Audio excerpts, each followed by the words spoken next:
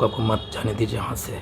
मुख्यमंत्री महोदय, बिहारी भाइयों को स्थापित करने के लिए हमारे पास दुनिया का सबसे बड़ा वर्कफोर्स मौजूद है। भले ही पूरा विश्व को कोरोना ने अपने चपेट में, अपने पंजे में ले रखा है, लेकिन इसी कोरोना ने भारत के लिए सुनहरा मौका भी लेकर आया है।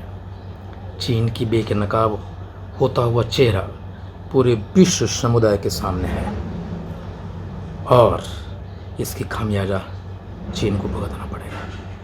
इसी क्रम में विश्व के सारे देश जो अपने पैसे, अपने इन्वेस्टमेंट, अपनी फैक्ट्रियाँ चीन में लगाए हुए थे, अब वहाँ से विस्थापित होने की प्रक्रिया में है।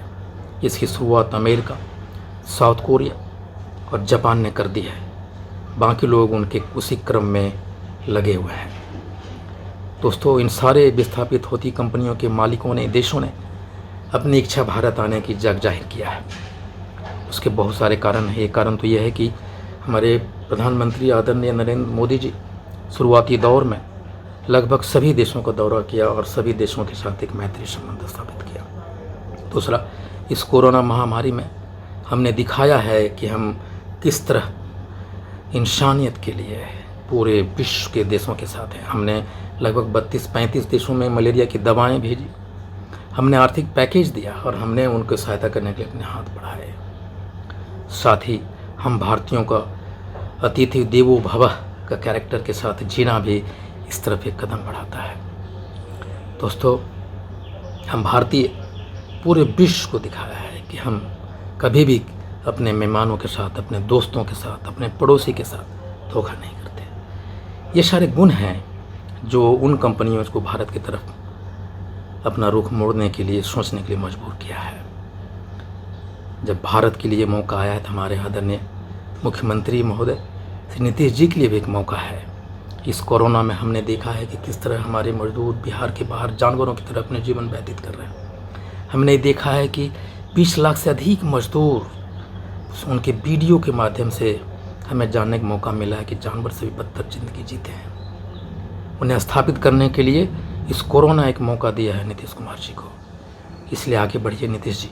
जिस तरह से आदित्यनाथ जोगी जी ने, यूपी के मुख्यमंत्री, आगे बढ़कर जापान के, अमेरिका के, साउथ कोरिया के कंपनीज के नीति निर्धारकों, उनके मालिकों के टच में आप भी आइए। एक टीम बनाइए, विशेषज्ञों की एक टीम बनाइए और अपने औद्योगिक नीति पे समीक्षा कीजिए। आखिर किस तरह से हम उन विदेशी बहुराष्ट्रीय कंपनियों को बिहार ला सकते हैं, और तुरंत व विलम्ब अपने सारे नीति निर्धारकों की एक टीम को उन कंपनियों के, उन मालिकों के टच में आने के लिए कहिए। लेकिन एक जो सबसे बड़ी बाधा बिहार में उस बहुराष्ट्रीय कंपनियों को लाने में वो होगा कि शराबबंदी, पूर्ण शराबबंदी। इसलिए सबसे पहले आप पूर्ण शराबबंदी को आंशिक मानकों को तय करते हुए आंशिक शराबबंदी में कन्वर्ट कीजिए। होटल इंडस्ट्रीज को बढ़ावा दीजिए। 5 स्टार, 7 स्टार होटल को स्थापित करने में लोगों को आह्वान कीजिए। हमारे क्लब्स, जो क्लब्स हैं पटना में, उसको वर्ल्ड क्लास बनाइए। ये मौका को मत जाने दीजिए हाथ से। मुख्यमंत्री महोदय, हमारे मजदूर भाई, बिहारी मजदूर भाइयों को स्थापित करने का आपके पास कोरोना ने एक बड़ा अवसर दिया है।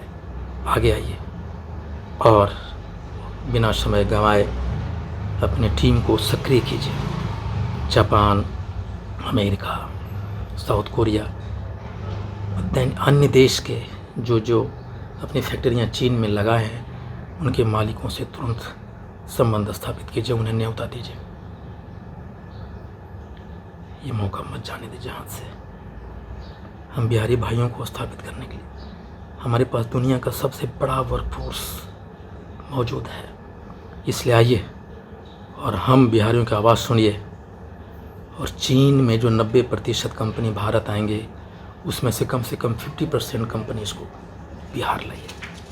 धन्यवाद, थैंक यू। मौका को मत जाने दीजिए हाथ से। मुख्यमंत्री महोदय, बिहारी भाइयों को स्थापित करने के लिए हमारे पास दुनिया का सबसे बड़ा वर्कफोर्स मौजूद है।